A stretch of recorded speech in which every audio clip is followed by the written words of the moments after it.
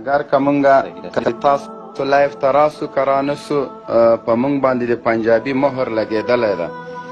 مونږ که د خپل ملک د دفاع خبره کوو، مونږ د اشغال خبره کوو، مونږ د امریکایانو د وتلو خبره کوو، مونږ په افغانستان کې د ظلم او د وحشت خلاف خبره کوو، مونږ وایو چې ناټو امریکایان دلته ظلم کوي، نو په مونږ باندې ټاپه لګېدلې د اروپایي سکشیانو تا ته د دیوالي. هغه څوک چې سوسیال ته ناست دی په اروپا کې افغانستان ته له ډار نه راتللی نسي، دلته د مونږ سرښندنې، د مونږ ویاړونه، د مونږ قربانۍ بل چاته منسوبوي. هغه څوک چې د احمدشاه بابا په تاریخ باندې نن ویاړ کوي، زه هغوی ته اعلان کوم لرې نه ده چې سبا د طالبانو په قربانۍ هم د تاسو بچیانو ویاړ وکړي. د تاسو بچي په زغرده دا ووایي چې داسې یو څوک په افغانستان کې و چې 48 ملکونه یې په ګونډو کړل، داسې یو څوک په افغانستان کې و چې د افغانانو له نوامیسو نه یې دفاع وکړله، داسې یو څوک و چې په افغانستان کې قرآن کریم په ډزو ویشتل کېده او هغوی سینو نه بمونه وتړل، له دې کتاب نه یې دفاع وکړه. داسې یو څوک په افغانستان کې و چې د وا معتصما غږونه چېږېدل او دوی د هغه غږ واورېده او سینو پورې بمونه تړل، د امریکایانو په بیسونو باندې ننوتل. خو متاسفانه د موږ ټولو قربانیو ته په دې چې دا د پنجاب خلک دي.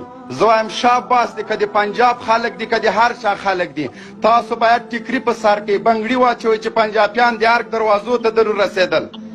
د شرم خبره ده چې د خپل ورونو دوی ځانو ته افغانان وایي، د لر پښتنو ته ګلخانان وایي. زه وایم تر تاسو بې غیرته خلک، تر تاسو بې وجدانه خلک په ټوله نړۍ کې نسته چې زه سینې پورې بم تړم، خپل د ناموس دفاع کوم. زه مجبور یم، زه نور وسایل نه لرم، زه د پنجاودو په مقابل کې اسلحه نه لرم، زه د بمونو د مور ضد نه لرم، زه ډرون نه لرم. زه مجبوره چې له خپل خواږه وجود نه بمونه وتړم، د امریکانو په بیس ورسم.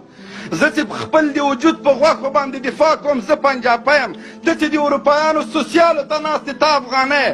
ته چې هلته سپي مینځې، ته نر افغان یې.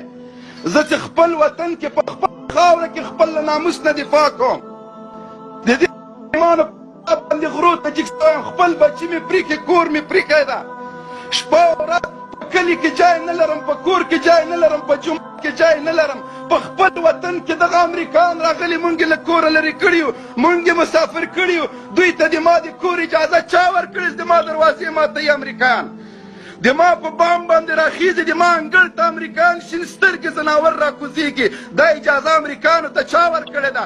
په کوم قانون د دنیا کې ده چې یو څوک دې د ما انګړ ته راسي، د ما د زنانو تر مخ دې د ما لاسونه شاته وتړي او زندان ته مې دې بوسي؟ د دنیا په کوم قانون کې ده؟